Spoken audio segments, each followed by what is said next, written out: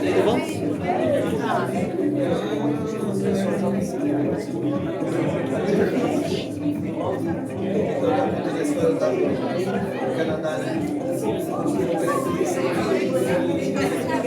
Só que a hora que eu fui pegar, eu bati na água. Bati na água. Pegaram minha bolsa mesmo? E aí, Dani, tudo bom? Você tá bem?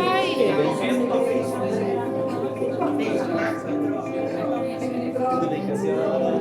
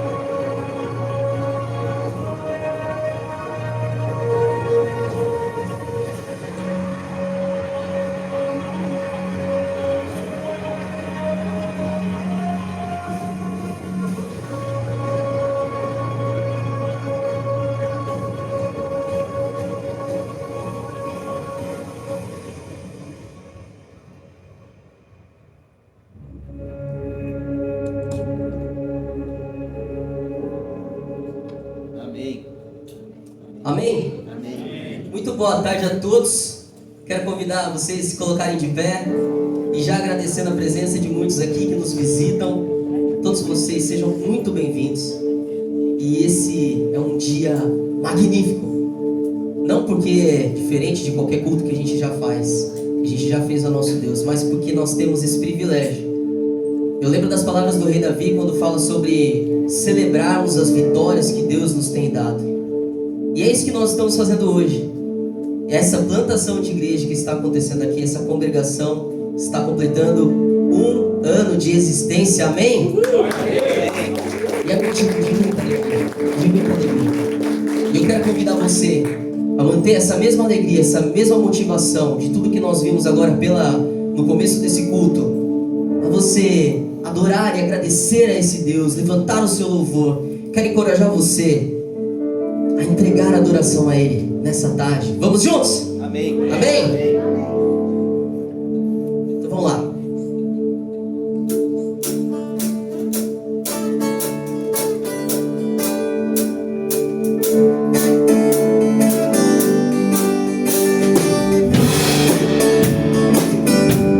E as palmas, vamos lá.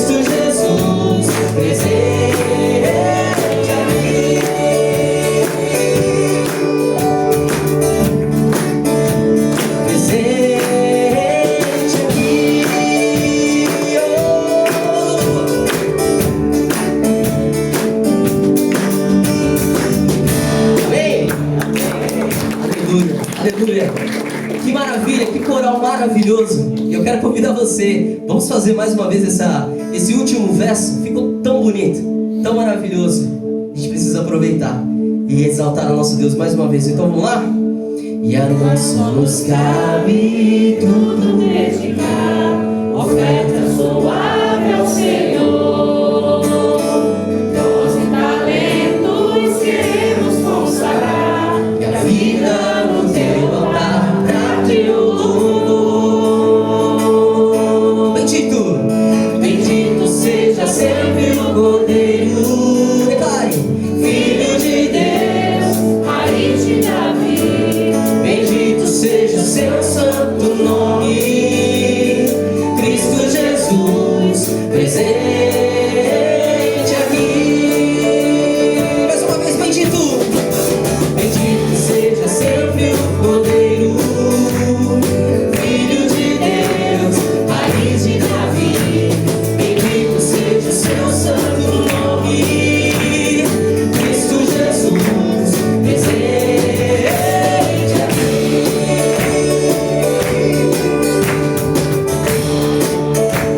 Presente aqui.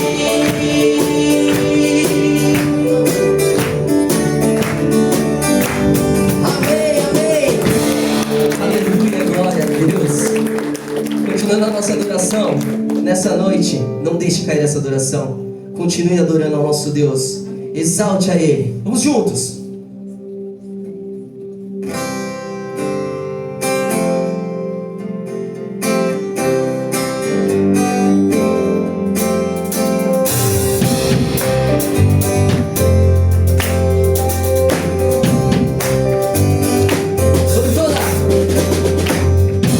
Sobre toda a terra tu és o rei, sobre as montanhas e o pôr do sol. Uma coisa só, meu desejo é reinar de novo em mim, reinar em mim, com o seu poder, sobre a escuridão, sobre os sonhos meus. Tu és o Senhor de tudo que sou. Vem reinar em mim, Senhor.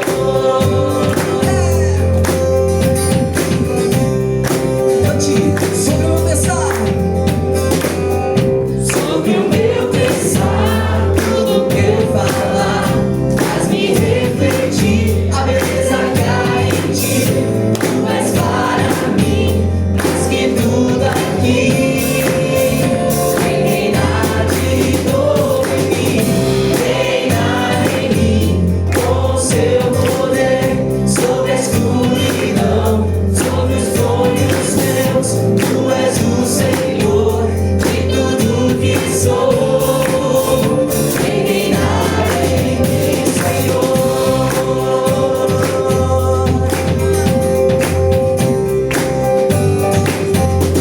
Reinar, reinar em mim, com o seu poder, sobre a escuridão, sobre os sonhos meus. Tu és o Senhor de tudo que sou. Vem reinar em mim, Senhor. Reinar em mim, com o seu poder, sobre a escuridão, sobre os sonhos meus. Tu és o Senhor de tudo que sou. Vem reinar em mim, Senhor.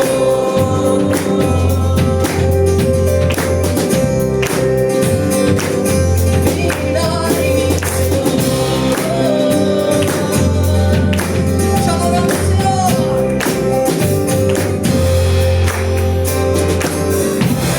Amém?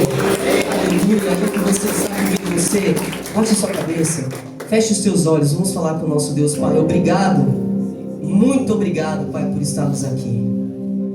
Te agradecemos, ó Pai, sabemos que nesse momento não há nada mais importante, nada mais importa. Que todos esses louvores reflitam aquilo que está no nosso coração. De fato, esse culto é para o Senhor. O Senhor é o centro de tudo aquilo que está acontecendo aqui. pelo Senhor,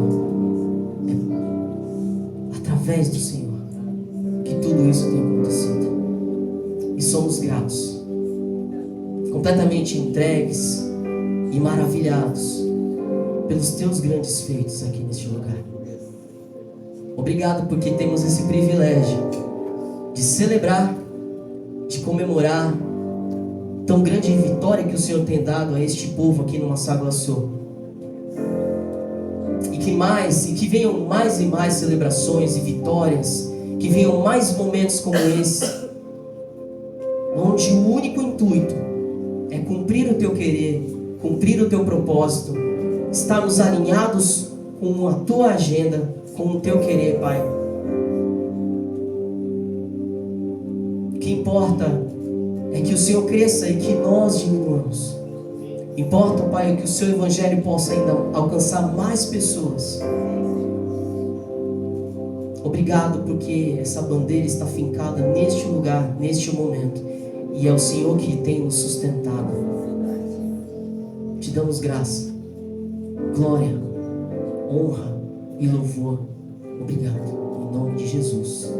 Amém. Amém.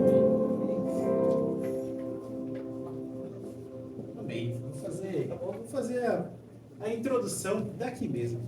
Pode sentar, gente. A gente vai ter um momento agora de reflexão. Deixa eu explicar para vocês como vai ser a nossa programação, né? Primeiro, a gente vai ter aí uma primeira reflexão bíblica com o Márcio. Já vou apresentar ele.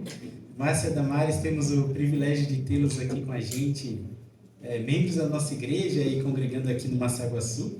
Daí depois vamos ter um período de coffee break, um momento ali para a gente celebrar, é aniversário. Então a gente vai comer, tomar um refrigerante, teremos ali uns 20 minutos para isso.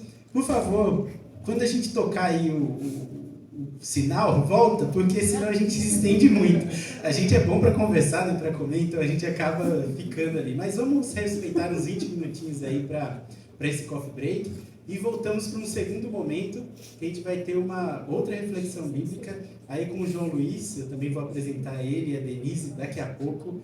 É um privilégio tê-los aqui com a gente. E no fim, a gente já emenda ali, depois dessa reflexão, um momento de perguntas sobre missões. Então a gente vai trazer os dois casais aqui para frente e vamos coletar de vocês aí perguntas. Vai aparecer um QR Code aí no momento do coffee break, com um link para você mandar uma pergunta. Manda lá, se não quiser mandar ali, escreve pra gente. A gente vai perguntar para eles quais são os desafios, o que é missões, o que é o campo missionário. Vamos aproveitar para extrair deles um pouquinho dessa experiência e sabedoria que o Senhor deu. As nossas crianças, elas estão sendo muito bem cuidadas, graças a Deus. A nossa igreja se mobilizou para que os voluntários que estão aqui todas as quartas-feiras possam assistir essas eleições, né, essas reflexões. Então temos 10 voluntários aí cuidando das crianças. Hoje a gente tem uma suíte master do hotel que tiraram tudo de lá para as crianças terem uma salinha. Então eles estão bem cuidados, guardados. Foque aqui em ouvir sobre missões, assim como eles lá estão sendo ensinados sobre missões. Esses 10 voluntários, eles estudaram ao longo da semana, refletiram em textos bíblicos e vão passar para as crianças algo bem semelhante do que a gente vai ouvir aqui e ser desafiado. Então, aproveite na saída para perguntar, para conversar. Quem sabe Deus não está já formando ali naqueles coraçõezinhos pequenos missionários que vão aí ao redor do mundo espalhar mensagem de esperança. E nesse culto especial, também teremos um momento de ofertas aí, o QR Code vai aparecer no coffee break, tem ali a caixinha também. Tudo que a gente arrecadar nesse dia também vai ser para missões. A gente é uma missão, somos uma missão aqui, um braço da igreja que está se estendendo para o bairro, missão da igreja lá no Jardim Britânia, mas a gente também quer apoiar missões, mesmo sendo missão. Então, se você quiser ofertar para isso, fique à vontade, a gente vai direcionar esses recursos para lá. É isso. Vamos orar mais uma vez e aí eu apresento o Márcio, falo um pouquinho sobre eles. Não sei se vocês já andaram de barco, mas eles já andaram bastante.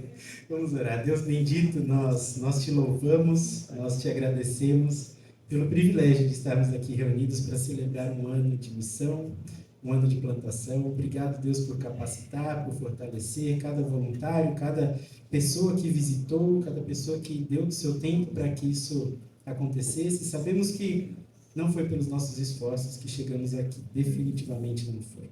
É a sua graça, a sua misericórdia, seu poder sobre nós. Muito obrigado pelo seu Santo Espírito nos provocar, impulsionar e fazer possível isso que estamos vendo acontecer hoje. Obrigado, Deus. Muito que orou nos encaixarmos nessa agenda tão maravilhosa. Obrigado por essas pessoas que se deslocaram para cá, pelo Márcio, pelo João, pela Damares. Muito obrigado pela Denise também, que me ensinou muito. Deus, muito obrigado por essas pessoas que o Senhor já ensinou tanto, e muito obrigado por que eles vão nos ensinar hoje. Deus, amém. Te louvo, te agradeço por essas vidas, e abre os nossos corações, nos desafia para missões, para a tua glória. Em nome de Jesus. Amém. Amém. Como estou sem microfone, vou falar daqui, mas eu quero apresentar o Márcio e Damares. Eles começaram uma missão, a MEAP, muito tempo atrás. Vou deixar ele falar, que eu não vou errar os dados, 39 anos. E se você quer conhecer alguém que já andou de barco, como eu falei, eles andaram bastante. Costa do Brasil toda, entraram por rios aí, enfim.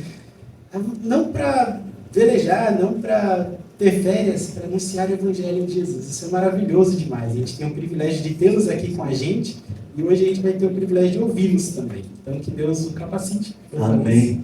Amém. Obrigado. Boa tarde, pessoal. Boa tarde. Boa tarde. Rapaz, quando eu vejo aquele esquadrão ali atrás, eu lembro de uma história. Olha lá para trás, olha pessoal, estão bem protegidos, né? Fala a verdade. Ninguém sai. Na costa da Bahia, quando nós chegamos na Bahia, na década de 90, era só candomblé que tinha por lá, né? E tinham muitas vilas que eram inimigas umas das outras. Até inimigas históricas, eles nem lembravam muito bem porque um odiava o outro, porque o bisavô de uma tinha matado o bisavô de outra, então mas eles eram inimigos de fato. A ponto de um colocar areia no tanque de diesel do barco do outro, de despescar a rede, que é coisa assim, triste mesmo. Os nossos missionários foram lá pegar em Itapuias, um monte de gente converteu, aí foram em Canavieiras, que era inimigo cruel de Itapuias, também um monte de gente se converteu. Primeira vez que eu passei em Canavieiras, vocês fazerem uma ideia, na pesquisa, eu costumo não pregar o evangelho na pesquisa, por meio de agente secreto. Por quê?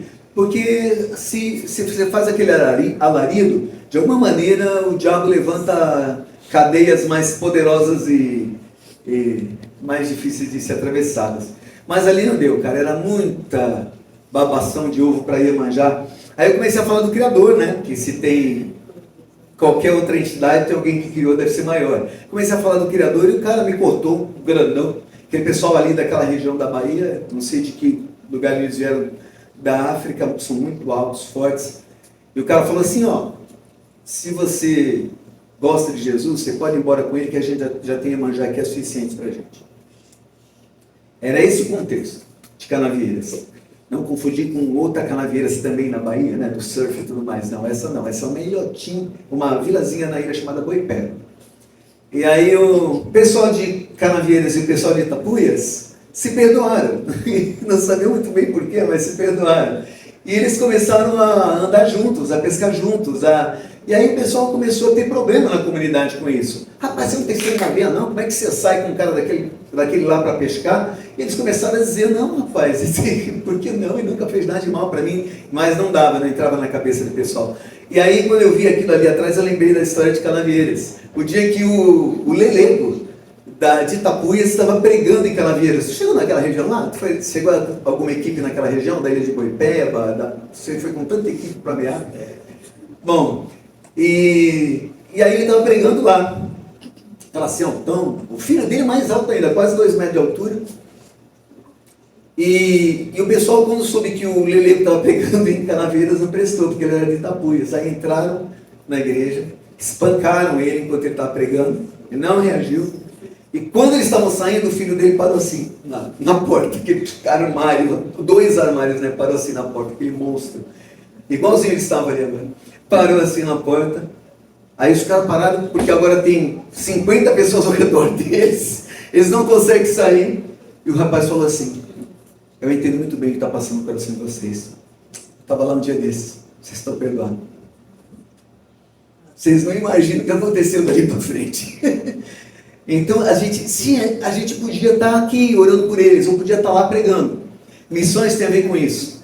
Em dar um passo de chegar lá. Dia que não recebeu ainda. E responde essa pergunta. Eu conheço. Né? Essa conferência quer responder essa pergunta. E eu conheço, né? Qual que é a minha parte? Eu tenho relação com isso? Esse negócio é coisa do missionário. Meu negócio aqui é adorar, manter. Como é que ensinar isso? Então nós vamos tentar aqui responder essa pergunta nas duas preleções.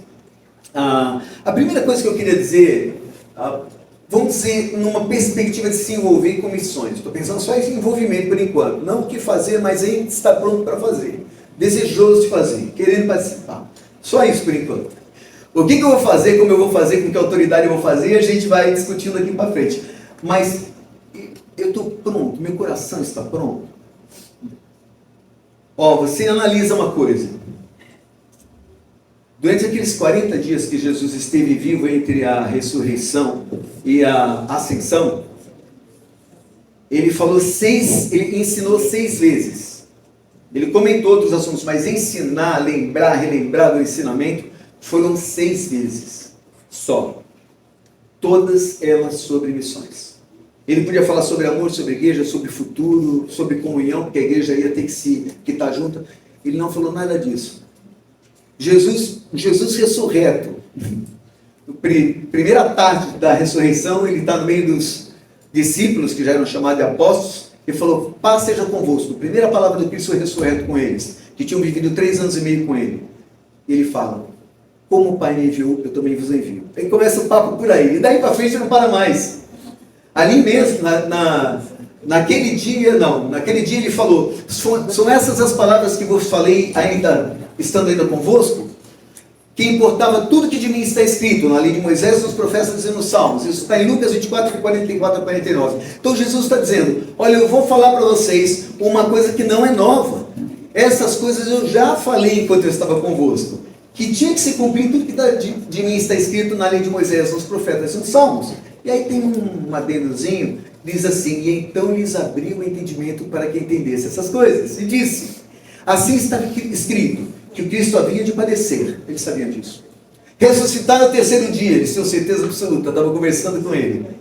E que em seu nome se pregasse arrependimento, para a remissão de pecados a todas as nações, começando de Jerusalém, e vós sois testemunhas dessas coisas.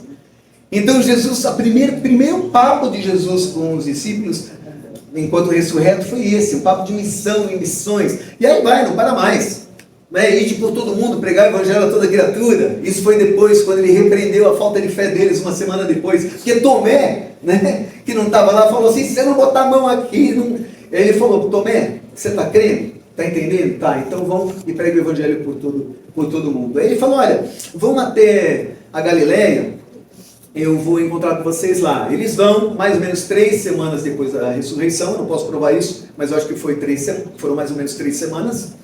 Jesus se encontra com eles lá. E aí que ele diz, toda autoridade me foi dada no céu e na terra. Ide, portanto, fazer discípulos de todas as nações, ensinando-os, batizando-os em nome do Pai, do Filho e do Espírito Santo, ensinando-os a guardar todas as coisas que vos tenho ordenado, e eis que estou convosco todos os dias até a consumação dos séculos. Toda autoridade me foi dada no céu e na terra, vão e façam discípulos de todas as nações, e eu estarei convosco. Deus nunca falou ide, falou vamos. Essa conversa de que o missionário está sozinho é piada. Não existe isso. Sempre é vamos. É sempre você e Jesus no mínimo. Você pode não ter equipe aqui, encarnada, mas o Espírito de Deus vai contigo, o Espírito de Jesus vai contigo. E quantas vezes eu estive sem equipe e jamais só? Quantas vezes? Às vezes em situações difíceis. Eu lembro que uma vez eu vinha voltando e eu resolvi cortar caminho pelo mar aberto. Só que não é o barco mais próprio para andar no mar aberto, que é uma voadeira super alimentada, vamos dizer assim, barco pequeno, eles iam andar nos canais, e eu joguei lá no meio das ondas para botar caminho, poupar tempo, dinheiro, recurso, combustível e tal. E aí eu comecei a achar que não foi uma decisão muito boa de ter sido feita, mas cara, não dava mais para voltar. Ali era ir para frente ou para baixo, das duas uma. Estava pronto para nadar? Sim. Pronto para perder o barco? Não. E aí, foi até uma música do Paulão que me veio à cabeça, sei que a paz do céu. E aí eu comecei a eu não conseguia ficar sentado, porque o barco ia pulando de onda em onda, porque se eu diminuísse a velocidade, aí ele cavava nela, e a onda passava por cima. Então eu estava em pé, né, com o que cavalgando no barco, pulando de onda em onda e cantando essa música. Sei que a paz do céu. Não combinava nada uma coisa com a outra. Mas eu tinha certeza que eu não estava sozinho naquele barco. Absoluta. Absoluta. Quando entrei no canal Super Aguinha ali, aí é quando o Batista vira pentecostal, mas a gente não pode saber.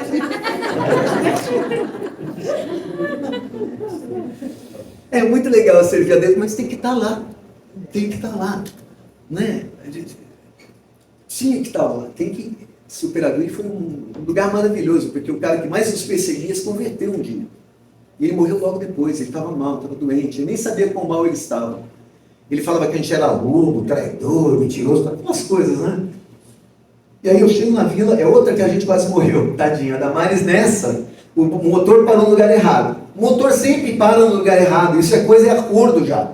A indústria já faz para parar no lugar errado. Não existe assim, eu parei, estacionei dentro da minha garagem, né, num dia maravilhoso, lindo, puxei o freio de mão e o motor fundiu. Não é assim que acontece. Onde o motor funde? Né? Choveu, esqueceu o celular, pior momento, no meio do trânsito, tô parado e passando o carro por tudo quanto é lado, o caminhão vai passar por cima de mim. O motor para nessas horas, o de barco não é diferente. Onde ele parou? Na tempestade, óbvio. Até porque as ondas são mais fortes e tal, superaqueceu, e aí vai. Bom, a coisa foi tão ruim que eu joguei o ferro que a gente fala, né, que é a âncora, dei todo o cabo possível, quanto mais cabo você dá, né, o ângulo é assim, arrasta fácil a âncora. Quando é assim, com mais dificuldade de arrastar. Eu dei todo o cabo, mesmo assim, cada onda ia levando a gente para quebrança, pedra, rochas, tudo mais. Estava tão ruim o negócio que no meio da correria eu olho para Damares, que não é que não sabe nadar, é que quase não sabe nadar. Ele que me ensinou. Aí eu, pronto, eu estou ocupado ainda. E eu olho para Damares e ela está de maiô. Colete salva-vidas e toda de natação. Precisava, né? Ela falou, não, o cabelo vai atrapalhar, tal, né? Ela tinha certeza que a gente ia pro fundo.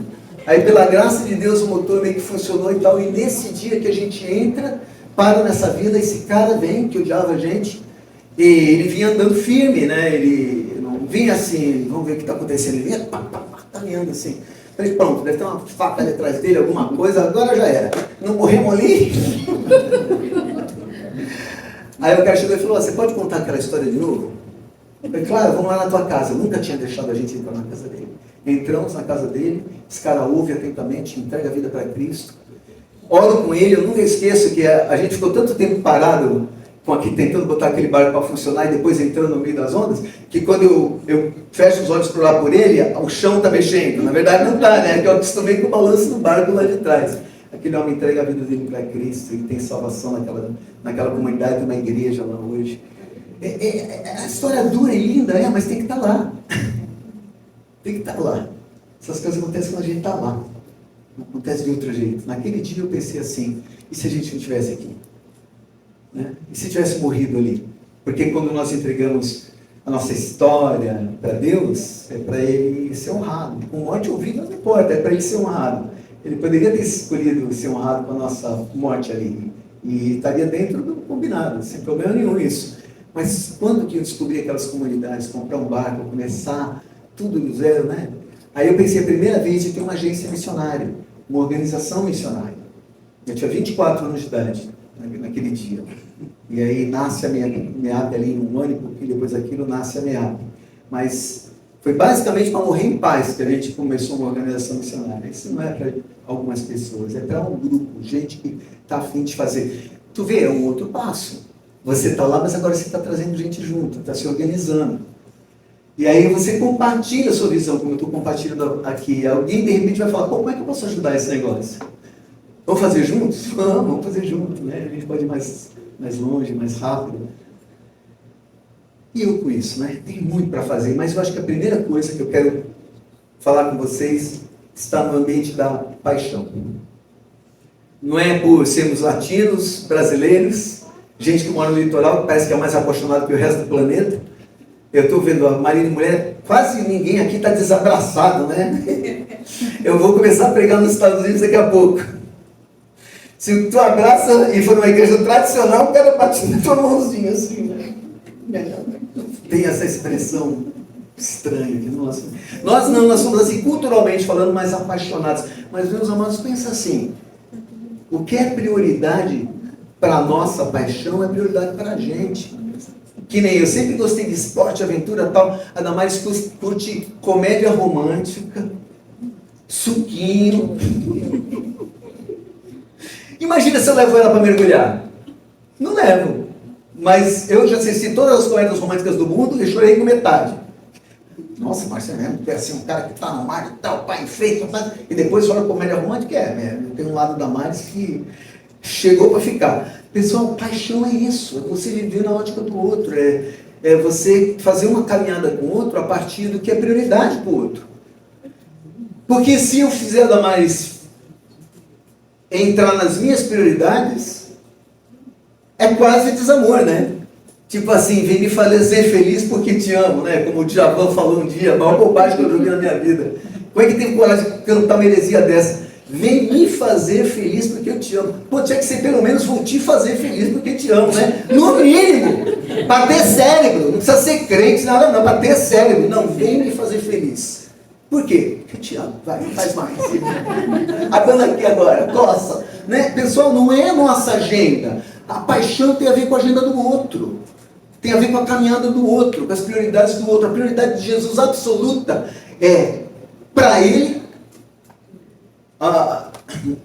Ele fala, para ele, pode ir lá o slide aí para frente. Para ele é pregar. Não teve um dia que ele não pregou. E para nós, ide por todo mundo e prega o evangelho a toda criatura. Como o Pai me enviou, eu também vos envio. E aí em Atos, no dia da... Então, se no dia que ele saiu da tumba, ele já falou Lucas 24, 44 a 49, vós sois testemunhas dessas coisas, como eu disse agora há pouco. No dia que ele subiu aos céus, lá em Atos 1:8, ele falou, toda autoridade, essa é outra, mas recebereis poder ao descer sobre vós o Espírito Santo, e vocês vão ser minhas testemunhas, tanto em Jerusalém, quanto em toda a Judeia, Samaria e até as confins da terra. Ele começa com missões, termina com missões, e aí sobe aos céus, na frente de todo mundo. Pergunta é, será que missões é uma prioridade para Jesus, que sempre pregou e nos encomendou a isso, e nos mandou a isso? Será que é uma prioridade para ele? Então, quando a gente tem paixão por alguém, a agenda do outro é a nossa agenda. A prioridade do outro é a nossa prioridade. Eu não vou pregar isso em qualquer lugar, mas aqui eu tenho direito, quase a obrigação de dizer, a sua paixão por Jesus tem que envolver as prioridades dele. Se não é tão paixão assim. Senão pode ser uma relação utilitarista, que nem a do poeta. Vem me fazer feliz porque te amo. Às vezes a pessoa pode estar numa relação dessa com Jesus. Essa não é uma relação que responde essa pergunta. Missões é com isso, nunca. Ela responde o que eu quero, o que me é interessante. Se você for pensar rapidinho, você vai ver que esse mundo nos engole. O que eu estou falando para vocês é razoável. Vocês estão pensando assim, rapaz, não é que é verdade? A nossa paixão nos leva a nos envolver com a agenda do outro, não tem dúvida disso. O nosso coração fica mais parecido com o coração do outro, os nossos desejos mais parecidos com os desejos do outro, e aí vai. E talvez eu esteja meio equivocado aqui e ali, mas se eu for um pouquinho mais fundo, e eu não quero que você responda para mim de jeito nenhum, mas pense, não vou fazer isso aqui não, vou fazer daqui a pouco, um pouquinho para frente aqui. Deus, então, não só pregou por onde passou, mostrando a sua prioridade, mas nos deu a grande comissão, mostrando a nossa prioridade. Então, nesse ambiente mais quente, de eu amo a Jesus de todo o meu coração, como a gente canta aqui, nos derramamos diante dele, missões tem a ver com engajamento. Tem a ver com vamos fazer junto, qual que é a minha parte, e dar os passinhos. Mas tem que estar lá, né? Missões não acontecem a partir de longe, tem que estar lá. A segunda coisa que eu quero conversar com você, aí já é mais o lado crítico, engenheiro e etc. do nosso pastor. Eu acho que ele tomaria isso aqui. Deixa eu ver. Enrolei todo aqui, mas vai. A segunda é, qual é o próximo slide aí? Olha só que loucura é isso. Estão vendo? Já pensou nisso uma vez? Quando eu larguei a faculdade de engenharia para ser missionário, e tinha acabado de me converter, não era batizado ainda e tal, eu fui até um seminário bíblico Palavra da Vida, passar uns dias lá e ver se era um curso que me interessaria fazer. Eu fiz isso em outros lugares também. E estando lá, eu estava fazendo minha devocional em Colossenses, ali em Colossenses 1, e eu descobri esse versículo, Colossenses 1,13, que Deus nos libertou do império das trevas e nos transportou para o reino do Filho do seu amor. Eu sabia muito bem o que era o império das trevas. Meu pai tinha sido presidente da Mocidade Espírita da Baixada Santista. Eu cresci em centro espírita. Também estava envolvido com o catolicismo, porque o centro espírita reabriu a creche da Igreja Católica, não muito longe da minha casa. Então o padre amava a gente, porque era um trabalho que ele gostava, mas estava fechado por falta de fundos, e a nossa família foi lá, organizou isso com as outras pessoas, 2 sociedades, uma católica e outra espírita, e resolvemos aquilo. E eu fui doutrinado nisso. Eu sei que eu era missionário, já plantador de igreja, e tinha tomado mais passe do que ceia.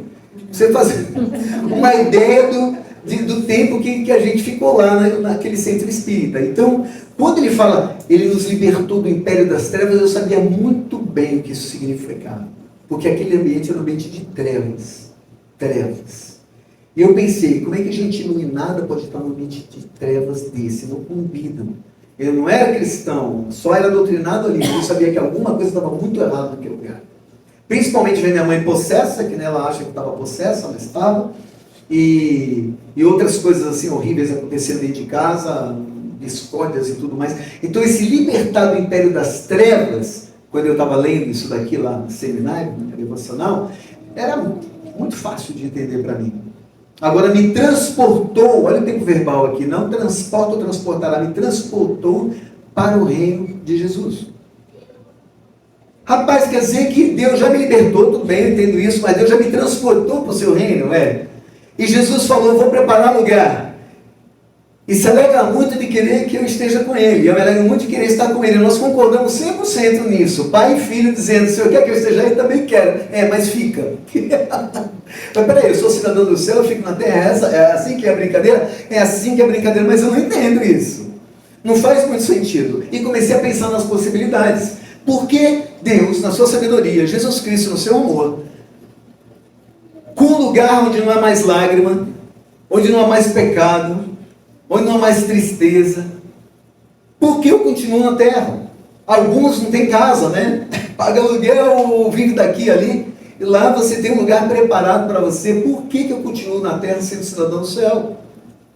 A primeira coisa que veio na minha cabeça foi uma santa retaliação. Aí aprontou, tu vai ver agora, só um pouquinho aí, para depois. Mas não combinava com Jesus, porque se o sangue dele não redimisse tão completamente, que me descarregava de todos os meus pecados e me transportava santo e imaculado diante da glória, diante da presença do Pai, como fala Judas, o que faria?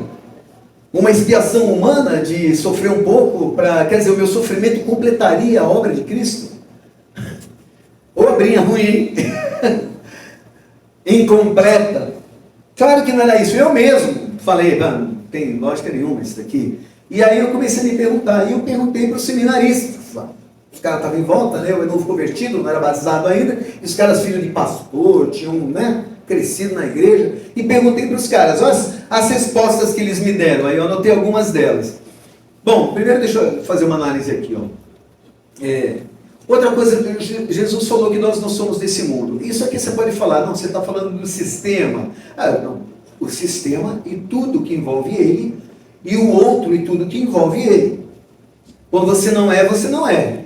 Você não é só de parte, você não é do todo. Então, se o mundo vos odeia, sabei que, primeiro do que a vós, odiou a mim. Se vocês fossem desse mundo, o mundo amaria o que era seu, mas como vocês não são desse mundo, pelo contrário dele vos escolhi, por isso o mundo vos odeia. Então ele diz que eu não sou desse mundo. Se você for um pouco para frente, os heróis da fé, esse povo crente, assim, que é modelo para a gente, em Hebreus 11, modelo. Olha essa galera aí, olha bem, aprende, segue e copia, tá? É isso aí que tá, a conversa de Hebreus nesse capítulo é esse. Você quer ver aí uma grande nuvem de testemunha, quer ver gente que vale a pena você copiar a fé? Vou dizer assim, tá, e coloca essas pessoas. Olha o que eles dizem em Hebreus 11, no 15 e 16. Eles confessaram que eram estrangeiros e peregrinos sobre a terra e que aspiravam a uma pátria superior, celestial. Antes de Cristo. Antes de Cristo, os caras já tinham conhecimento de que eles pisavam o pé na terra, mas a cabeça tinha que estar no céu. Que tinha uma outra pátria celestial, superior. E essas pessoas que a Bíblia diz que nós temos que copiar. A fé, a caminhada, a busca do conhecimento. Esses caras que a gente tem que copiar. Então, por que, sendo eu cidadão do céu, continuo morando na terra? Eu tenho que resolver isso. Por que eu tenho que resolver isso? Porque senão eu uso meu tempo errado. E a vida é composta de tempo. A coisa mais preciosa que alguém pode tirar de você é tempo, porque tempo é vida. Tirou o tempo, tirou a vida.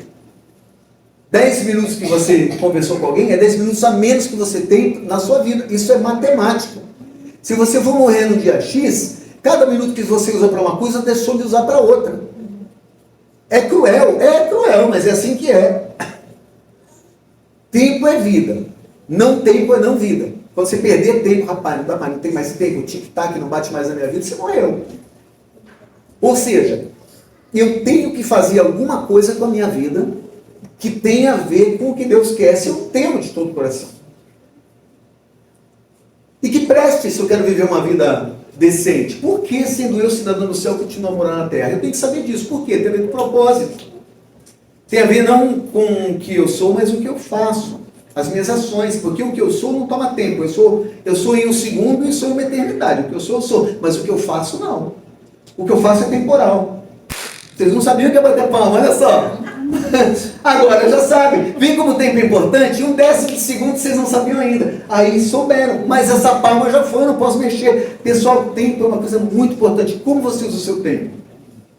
E agora eu vou fazer aquela pergunta que eu deixei de fazer uns minutos atrás. Testezinho aqui. Se você pensa assim, puxa vida, missões é prioridade para Jesus. Deveria ser uma prioridade para mim. Quanto tempo você gasta por dia orando por missões?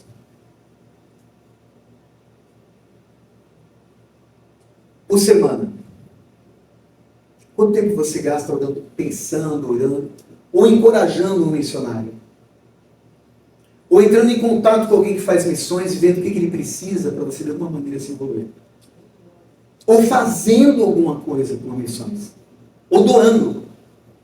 Vendo aqui percentual do seu recurso, você doa para o que você gosta de fazer e para o que Deus gosta que você faça. Porque a questão de prioridade já ficou estabelecida aqui no primeiro momento. A gente não precisa mais discutir isso, né? Era uma prioridade para Jesus, deveria ser uma prioridade para mim. Você percebe como, de alguma maneira, nós, que queremos ser fiéis, senão vocês não estariam aqui, para fazer outra coisa, eu estou falando para um grupo seleto, né? Tem até cadeira vazia aqui, a galera se inscreveu. Acho que na inscrição lotou, não lotou? Lotou. Ou seja, isso aqui é um grupo seleto, um grupo que fala assim, não, de todas as deliciosas coisas que eu tenho para fazer num sábado ensolarado, eu quero entrar naquela sala, gelada ali e quente no resto. Se sentar ali, neva. Né? Se sentar aqui... a gente tem as 4 estações aqui. É quase uma sinfonia. Você tem que pensar assim, rapaz, eu acho que eu não estou tão doado esse negócio de missões. Tempo que eu uso, prioridade que eu dou, dinheiro que eu uso, que eu utilizo, que eu dou. Só que se você perceber agora, no próximo momento de estudos, o que eu vou provar para vocês, vocês vão ficar mais chateados ainda. Mas conferência missionária para se chatear mesmo. E sair daqui feliz a beça de dar mais um passinho. Não precisa ser um passão, mas um passinho de obediência. Por quê? O que pode ser tão importante para me manter na terra sendo eu cidadão do céu? Eu penso numa linguagem de navegação, o que me ancora na terra sendo eu cidadão do céu? Porque, Jesus me quer lá, não é verdade? Eu quero ir, mas alguma coisa me mantém aqui. Eu não só pertenço àquele lugar, mas já é meu. Eu poderia ir para lá hoje. Esse negócio de vou preparar para os lugares, está preparado, né? Está pronto. Jesus não é tão ineficiente assim que demora 2.000 anos para preparar o seu lugar. Já está preparado. O que será que é suficientemente importante para me segurar aqui, sendo eu cidadão do céu, me manter na terra? Eu perguntei, aí os caras responderam. A primeira resposta que eu ouvi foi: nós estamos aqui por louvor da glória de Deus. O primeiro quartonista lá me respondeu: cara, por que a gente está na terra se nós somos cidadãos do céu? Ali, no dia que eu li esse treco, eu saí e perguntei. Eu não sabia. Aí eu falei: estamos aqui para louvar a Deus. Eu falei: por quê? A gente não vai louvar no céu? Claro que vamos. Vamos louvar melhor ainda. Vai ser um louvor pleno, né, de todo o coração. Quantas vezes a gente está no período do louvor pensando em amanhã, tem que dar bronca na alma. Para a alma, louva. Para de pensar no problema de amanhã. Já aconteceu contigo alguma vez? Né? A gente não é assim, tem que ficar dando bronca na alma para conseguir louvar leve. Lá não é louvor completo, todo o coração, sem hipocrisia nenhuma, é um derramar diante de Deus. Então eu vou louvar muito melhor no céu, eu quero estar no céu. Em termos de louvor não me prende a terra. É para louvar na terra? É, mas vou louvar melhor lá. Então, louvor não me prende a terra, porque lá eu faço melhor. Estão comigo aí ou não? Sim. Aí o outro falou assim: não, é para ter comunhão com os irmãos, esse negócio de igreja comunhão, porque eu não vou ter comunhão lá? Vai ser melhor, perfeita. Claro. Aqui ainda tem panela, coisa e tal, gente que você ama não consegue ver, gente que odeia, você tem que beijar. Nossa, a parte esquece.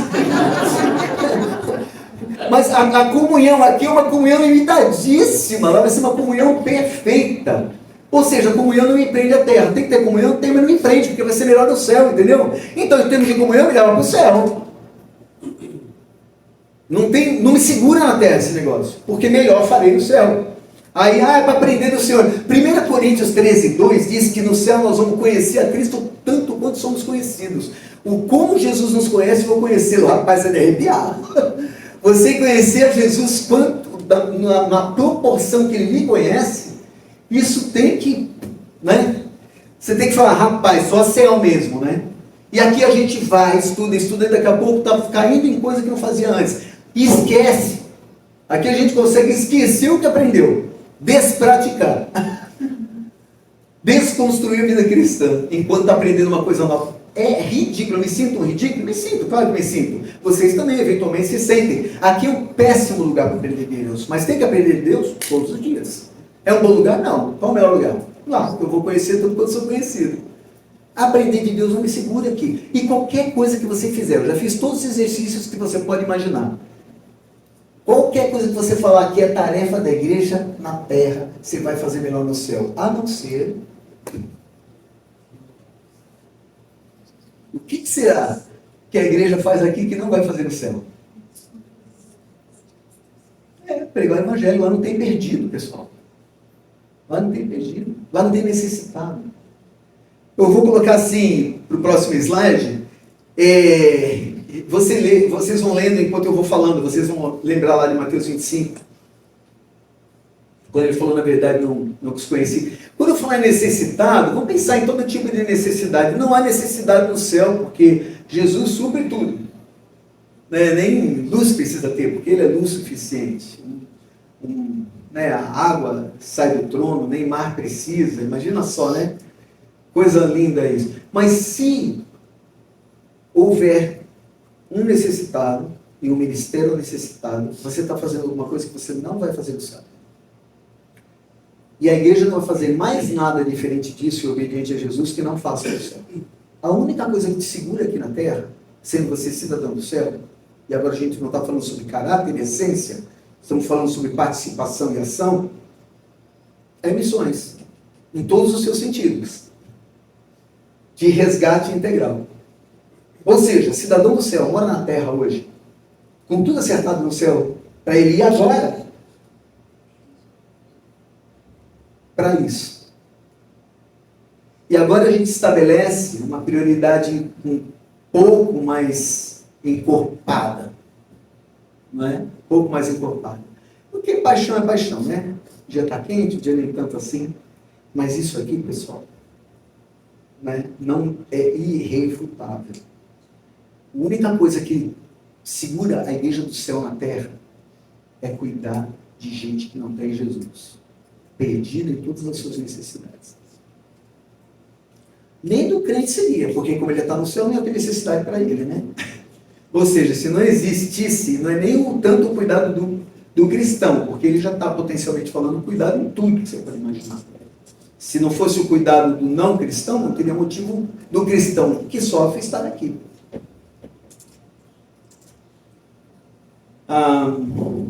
Jesus fala isso, né? Dessa importância. Ô, mano, eu esqueci de pegar o horário que eu comecei. Que horário? Quanto tempo eu tenho aí?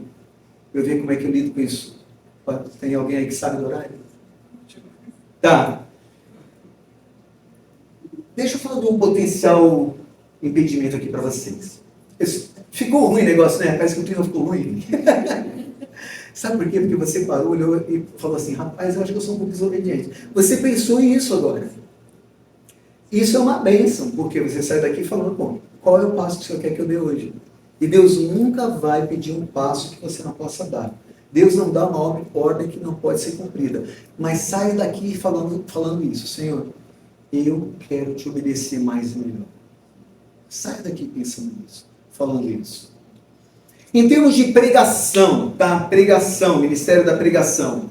Vamos sair de missões, porque missões é um grupo grande de afazeres, né? Quando a gente fala, ide por todo mundo e pregar o evangelho a toda criatura, vocês viram aqui Perspectivas, esse é um curso maravilhoso, aliás, a gente devia trazer aqui para a nossa igreja, para a galera fazer esse curso Perspectivas, muito bom, que dá uma visão missionária e como a pessoa pode engajar em missões em 13 aulas, eu acho que são 13 aulas, se não me engano, 13 matérias, e os melhores professores por aí vão cada um dar uma determinada matéria.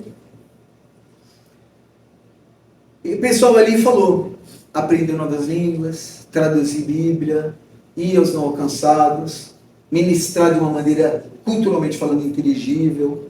A gente falou um monte de coisa, enviar, recurso, apoio, cuidado, trazer de volta, saúde, um monte de coisa. Então, missões envolvem um universo grande de ações. Mas dentro desse grande universo tem o pregar, que é uma coisa para você hoje, para o teu vizinho, para todo mundo. Tem esse negócio de pregar. Então eu vou me ater nisso nos próximos poucos minutos e aí termino. Eu vou chamar isso de potencial impedimento.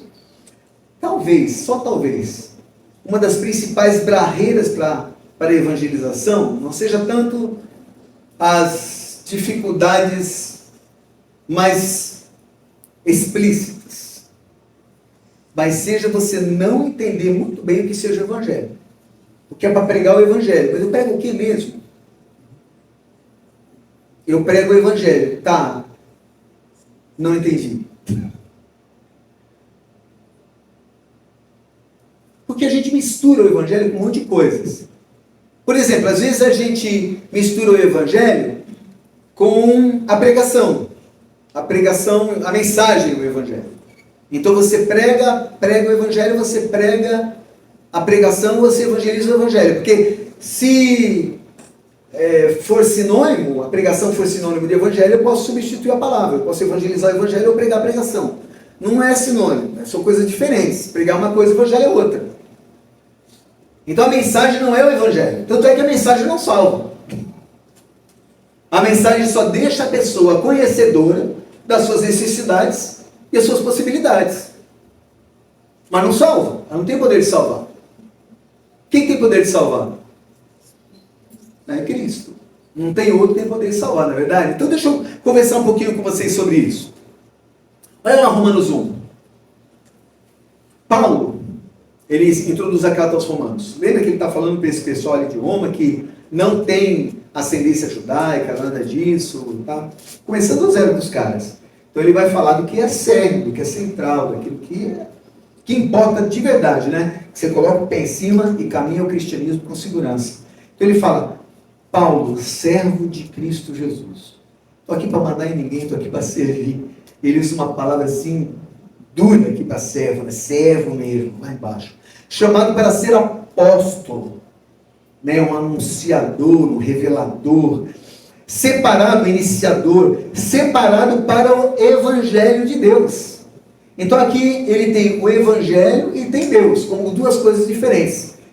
Ele tem o evangelho de Deus, o qual o evangelho foi prometido por ele, Deus, de antemão.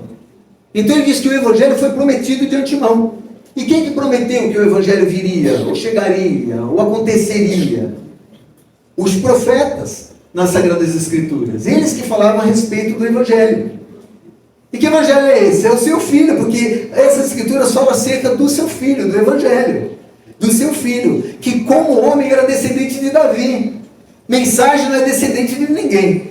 Como homem era descendente de Davi. Quem que ele está falando que era esse descendente de Davi? E que mediante o Espírito Santo foi declarado Filho de Deus? Quem é esse? Jesus. Ele mesmo fala, pela sua ressurreição dentre os mortos, Jesus Cristo nosso Senhor. O Evangelho é Jesus. O Evangelho não é a mensagem. A mensagem é sobre o Evangelho. Tanto é que o Evangelho não muda. A mensagem sim. O teor da mensagem, não. O jeito de se dar a mensagem. O jeito que você prega para uma criança e para um adulto já é diferente. Ó, eu ainda mais. Eu falava muito para líderes lá na Tailândia, que era um lugar fácil de reunir, líderes do mundo inteiro e tal. Aí fomos para lá, dos congressos, eu era esse líder da América Latina, da segunda maior agência missionária do mundo. Eu era parte da diretoria internacional, que eram 11 pessoas que mesmo que organizavam a caminhada do movimento inteiro de 4.500 membros. Então estava lá com esse pessoal. E eu tinha ido, a última vez que eu havia estado na Tailândia, eu sempre queria chegar em cima da hora e sair rápido. Mas por conta do voo, eu fiquei um pouco mais e vi que Tailândia era mais do que você entrar no hotel, diante de um monte de gente, falar, ouvir, orar e voltar para casa. Eu vi que tinha umas coisas interessantes ali. E nesse congresso maior, que veio líderes de 145 países, a Damares foi convidada. Aí eu falei, vou chegar um dia antes. Eu vou fazer umas coisas legais com ela. Andar de elefante. Pergunta, tu acha que a Damares, romântica, quis andar de elefante? Perdi minha viagem. Mas pelo menos ela chegou a ficar com o tigre ali, bem confortável, né? Com o tigre ali. Mas a gente foi para a Tailândia antes. Eu peguei lá um motorista de táxi, que naquele tempo era muito barato, tudo lá, né? Agora não, agora é o mesmo preço que aqui. Eu paguei R$8 ou $8, eu me lembro. O cara começou comigo, com a gente de manhã, logo depois do café da manhã, e entregou a gente no hotel de noite. E ele andou por tudo quanto é lugar com a gente. Eu falei, vou evangelizar esse cara. Aí eu falava de céu, ele não entendia. Falava de inferno, ele também não entendia. Eu falava do Criador, ele entendia menos ainda. Eu falava de pecado, nunca tinha ouvido falar. Arrependimento, eu tentei descrever arrependimento, eu acho que ele não entendeu coisa nenhuma. Ele não entendia nada do que eu falava, porque nenhum conceito do budismo bate com os conceitos do cristianismo. Então não tinha nada que eu conseguisse, ele não já pede apoio. Tudo que eu falava com aquele cara, eu tinha que começar do zero. É lógico que o jeito de eu pregar para ele, o jeito de eu pregar para um católico fervoroso, aqui em Caraguatatuba, completamente diferente. Completamente diferente, não tem nada a ver. Nada a ver. Até dependendo de idades e contexto, né? Uma pessoa se faz de um jeito de outro. A mensagem muda, o Evangelho não. Porque o Evangelho é Cristo. A mensagem você vai, né, pescar de acordo com o peixe. Se adaptar, eu me fiz tudo para com todos, para de alguma maneira ganhar algum. Quando Paulo faz isso, ele está falando de mensagem, não de Evangelho. Porque o Evangelho é Cristo. E Cristo sempre se pode falar dele. Sempre se pode. Quando eu tinha lá, me chamaram, eu me converti e aí me chamaram para o exército lá, aquele, você tem que se inscrever, esqueci daquele nome. O nome de... você tem que chegar lá para... alistamento, isso aí. Fui lá para o alistamento. Tudo gente da minha idade. Eu já acabei de converter, eu falei, galera, eu vou pegar para todo mundo lá. Aí botei, eu fui de moto, era frio, então a bolsão da minha moto aqui cheia de folheto. Cheguei em casa, não tinha dado nenhum. Eu falei assim, por que eu não ia perder meu lugar na fila? Era só falar com o cara, guarda aí para mim e tal. Por que eu não dei evangelho, não dei folheto para ninguém? Eu falei assim, eu acho que eu estava com vergonha. Rapaz, que tristeza. Eu tenho vontade de chorar hoje. Imagina naquele dia, que ódio que eu tive de mim mesmo. Vergonha de Cristo, não acredito que eu passei por isso. Porque eu já sou cara de pau por nascença. Né? Não é, geralmente, assim, esse cara aqui, mais pioneiro, Deus chama os caras de pau. Ele fala assim, você pensa que você é cara de pau de bobeira? Que nada, cara, Deus te deu isso como uma ferramenta, te deu no berço. Ou antes, não sei, antes da fundação do mundo, mas te deu. Cara de pausice não é do espiritual, mas funciona quando você vai pregar o evangelho. E é para quem nunca ouviu e o cara disse que vai te matar, eu falei, larga aí bobeira, semana que vem então aí a gente conversa de novo. Né? Não é. Eu tenho pastor que tinha medo de ver eu fazer o que eu fazia. E eu tinha medo das ovelhas dele. Então cada um na sua, cada um com o seu dom. Então eu podia não ser bom em nada, mas cara de pau eu já tinha. E eu não preguei o evangelho para ninguém ali. Eu falei, eu acho que eu tive vergonha. E aí eu fui mais dentro, falei, cara, eu tive vergonha. Mas vergonha do quê? Da coisa mais linda do mundo. E aí eu lembrei que o esporte que eu mais pratiquei foi ciclismo, que me destaquei mais, fui da seleção brasileira, campeão brasileiro e tal. E meu irmão teve entre os homens mais rápidos do mundo em cima de uma bike para 100 metros, júnior, né, até os 18 anos de idade. Ele estava entre os 10 homens mais rápidos do mundo. Era um baita de um atleta de velocidade. E eu era de resistência. Então, para mim, a corrida ficava boa depois dos 120 km, ele queria correr 100 metrinhos. Só que ele chegava a 80 e pouco por hora. Não sei como ele fazia aquilo, mas chegava. Então, cada um na sua, mas nós temos muitas histórias de ciclismo para contar. E a gente não tem vergonha de contar da frente de ninguém. Que a gente acha elas lindas. Só nós, mas ninguém no mundo. Nem nossas esposas gostam. Um dia elas estavam conversando e falaram, por que eles não numeram, né? A história tal, aí ele chora, a história tal. Dá um número, 7, 14, bom, foi legal. Elas não aguentam mais as histórias. Até porque a gente vai ficando velho e esquece quase tudo. Mas ainda são histórias interessantes.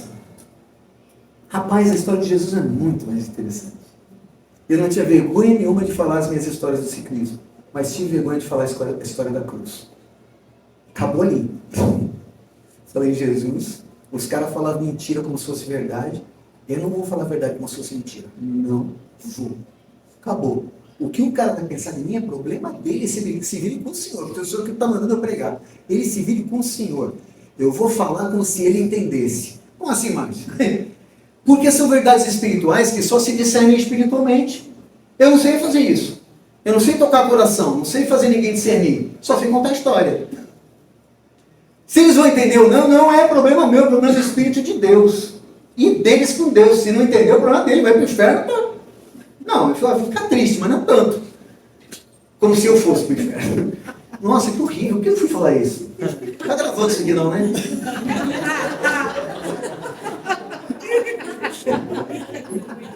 Tem que falar umas bobagens de vez em quando, né? Mas se o cara quer ir para o inferno, ele faz questão de ir, vai, né? Eu lembro que uma vez eu estava conversando com um ateu, e o ateu todo com aquele negócio de lógica, ele perdeu a primeira, perdeu a segunda, perdeu a terceira. Olha quem perdeu a quarta, ele ficou nervoso comigo, dentro de um barco lá, indo, esses barcos grandões, sabe? Tipo um ônibus marítimo. Esse cara levanta a voz comigo, levanta a voz e falou, eu não acredito num Deus que manda as pessoas para o inferno. Eu falei, eu também não, eu acredito num que tira elas de lá, elas vão sozinhas na boa, assim, nem ajuda nenhuma. O ministério de Deus é tirar a gente do inferno, não é enfiar a gente do inferno. O cara vai na dele, entendeu? Ele pega e vai embora. Então, nós temos uma história linda para contar. Linda para contar. Conta. Tem que fazer o cara entender? Não. Isso não é problema seu. Não é problema seu. Eu vou terminar aqui. Tem mais umas coisas. Passa o próximo slide, enquanto eles vão lendo. Eu vou contar uma história e vou terminar, porque eu não sei, realmente não sei quanto tempo eu tenho ou não tenho. Mas eu cheguei na igreja de uma conferência missionária em Miramichi, New Brunswick, Canadá. I always preach. If necessary, I use words. Eu sempre pego, se necessário, eu uso palavras. Que grande bobagem. E aí era eu, o preletor. Ninguém pediu para mim se podia colocar aquela porcaria ali. Aquilo lá foi Francisco de Assis, né? Que falou, eu sempre prego, se necessário, eu uso palavras. Como se a nossa vida cristã fosse tão poderosa que ocasionalmente, talvez, eu precisasse falar, porque eu prego o meu viver. Essa era a ideia do padre Frei. Aí eu começo a falar, eu digo assim, pessoal, é muito bonito isso aqui, não é? Todo mundo é. Falei, pena, que bobagem. Aí, porque canadense, ele é polido até para regalar o olho. O americano faz assim. O canadense faz assim. E você sabe que ele está muito espantado. Então ele tinha um grupo de canadenses perto de um colapso. Porque eles chegaram até levantar um pouco a cabeça. O canadense não é assim. Mas eu sabia que eu tinha feito alguma coisa assim que tinha mexido com eles. Geralmente quando tem um canadense aqui, o cara faz assim. Que ele está bravo. Eu falei, pessoal, vamos pensar em Jesus. Você acha que Jesus tinha uma vida cristã mais bonita que a sua ou piorzinha que a sua? Não, imagina. A vida cristã de Jesus era maravilhosa comparada com a minha, impecável. Ele pregava todo dia, o dia inteiro. Mas tu não precisa, né? Tua vida é suficiente. É claro que eu não ironizei desse jeito, né? Porque isso a gente só faz com gente muito chegada. E eles só estavam espantados, não chegados.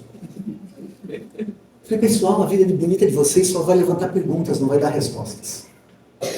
O pessoal vai sair de lá em dúvida, fala, por que esse cara é tão legal, por que aquela mulher é tão santa, por que essa criança é tão feliz, por que esse velho é tão esperançoso. O cara vai para o inferno cheio de perguntas, porque não respondeu nada. A sua vida cristã, ela levanta questões que a pessoa quer ver respondida. E isso abre o coração do cara para ouvir de você. Mas quem conduz a salvação é fé na palavra que é pregada. Por isso que Jesus pregava de manhã, de tarde, de noite, mesmo tendo uma vida cristã impecável. A nossa vida não prega nada. Ela só levanta questões que fazem as pessoas abrir o coração para ouvir de nós, que não ouvem de outros. Cara, vou falar, todo mundo aqui mentiu, só tu que não, me conta, por quê? O meu primo, que hoje é pastor, que saiu lá da casa dele, viajou, chegou em casa e falou assim, Márcio, eu vou casar. Eu não quero uma família igual aquelas, eu quero igual a tua. O que tu tem que eu não tenho? Ah, sim. Tu tem tempo? Vim só para isso, então senta. E falei de Jesus para ele. Falei do Evangelho, falei de Jesus. Hoje ele é pastor e fala ele de Jesus para outro. Ele viu minha vida por anos. E ia para o inferno na boa. Porque a minha vida cristã só levantava interrogações para ele. A sua também é assim. A de Jesus também é assim. A linda vida de Jesus não resolvia nada para ninguém. Ele tinha que pregar. Meus queridos, nós não temos escolha. Missões. E eu com isso, tudo. Tudo. Quando você sai, quando você fala, quando você conversa, tem que ter uma vida cristã linda? Claro. Porque você precisa dessas perguntas na cabeça das pessoas para elas buscarem a resposta de você. Tem que ter. Ela só não resolve. E lá naquele dia, que eu não dei os panfletos para os rapazes no alistamento militar lá, eu errei. Eu pequei. Porque Deus falou para eu falar, eu sabia que eu tinha que falar, e eu não falei. Eu espero que eu nunca mais pegue por isso. Provavelmente vá, né? Mas espero que eu nunca mais passe por essa tristeza de achar que Cristo não é tão bonito assim a ponto de ser comparado. Senhor Deus, nós queremos nos envolver mais, nós queremos conhecer mais, nós queremos nos engajar, queremos nos apaixonar mais pelo Senhor, que as suas prioridades sejam mais as nossas. Entendemos que nós somos cidadãos do céu morando na terra e que só tem uma coisa que nos segura aqui, que é cuidar de necessitados, pregar o Evangelho, acudir pessoas. E Pai, nós não queremos deixar de pregar. Nós te pedimos, Pai, que enquanto a gente pensa e medita, Teu Espírito nos toque de tal maneira que a gente tenha o discernimento em nossos corações dos passos que o Senhor deseja que demos a partir desse momento. E nos abençoe enquanto a gente persegue a Tua vontade de todo o coração. Em nome de Jesus. Amém. Obrigado, queridos.